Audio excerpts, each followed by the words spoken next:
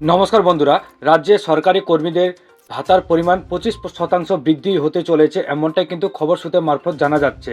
হ্যাঁ বন্ধুরা, রাজ্যে যে সরকারি কর্মীরা রয়েছে তারা কিন্তু ভাতার পরিমাণ বৃদ্ধি পাবে 25% হারে, এমনটাই জানা যাচ্ছে। সম্পূর্ণ বিস্তারিত আজকের এই ভিডিওর মাধ্যমে জানতে পারবেন। তাই প্রথম থেকে শেষ পর্যন্ত ভিডিওটি স্কিপ না করে গুরুত্ব সহকারে শেষ পর্যন্ত ভিডিওটি দেখার অনুরোধ রইল এবং আমাদের চ্যানেলে প্রথমবার ভিজিট করে থাকলে চ্যানেলটিকে সাবস্ক্রাইব করে পাশে থাকবেন। দেখুন বন্ধুরা, সরকারি চাকরিজীবীদের জন্য দারুণ খুশির খবর, কেননা সম্প্রতি রাজ্য সরকার সরকারি কর্মীদের জন্য একটি বড় ঘোষণা করেছে। সরকারি কর্মীদের গভর্নমেন্ট যে এমপ্লয়ি রয়েছে তাদের জন্য অবশেষে ভাতার পরিমাণে 25% বৃদ্ধি করা হলো। এই সিদ্ধান্তের ফলে রাজ্যের সরকারি কর্মচারীদের আর্থিক অবস্থার উন্নতি হবে বলে মনে করা হচ্ছে।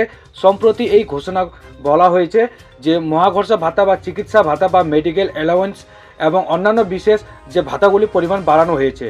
তো এই বর্ধিত ভাতাগুলি চলতি মাস থেকে কার্যকর হবে বলে খবর মোতাবেক জানানো হয়েছে।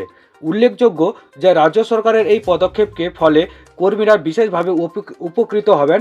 কর্মীদের একাংশের মতে সরকারের এই সিদ্ধান্তের ফলে তাদের জীবনযাত্রার মান উন্নত হবে। বিশেষ করে দ্রব্যমূল্য বৃদ্ধির এই সময়ে এই ভাতা বৃদ্ধি তাদের জন্য খুবই সহায়ক হবে। তবে কিছু মহল থেকে এই সিদ্ধান্ত সমালোচনাও করা হয়েছে। তাদের মতে এই ভাতা বৃদ্ধি পর্যাপ্ত নয়।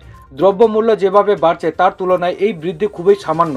তারা আরও বেশি পরিমাণ ভাতা বৃদ্ধির দাবি জানিয়েছেন। সরকার অবশ্য জানিয়েছেন যে তারা সরকারি কর্মীদের সুযোগ সুবিধার বৃদ্ধির জন্যই সর্বদা সচেষ্ট।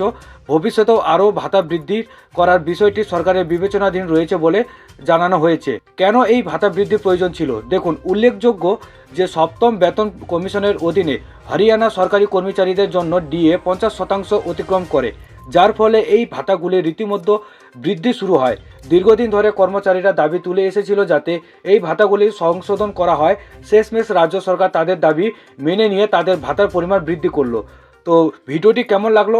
ভিডিওটি ভালো লাগলে অবশ্যই লাইক করবেন, কমেন্টে আপনাদের মতামত জানাবেন এবং এই নিয়ে আরও যদি আপনারা ভিডিও চান বা ইনফরমেশন চান তাহলে আমাদের চ্যানেলটিকে অবশ্যই এখনই সাবস্ক্রাইব করে রাখুন। পরবর্তীকালে এমন নতুন কোনো ইনফরমেশন আসলে আমরা অবশ্যই আপনাদেরকে ভিডিও বানিয়ে দেওয়ার চেষ্টা করব। তো ভালো থাকবেন, সুস্থ থাকবেন, দেখা হবে আবার পরবর্তী ভিডিও নিয়ে।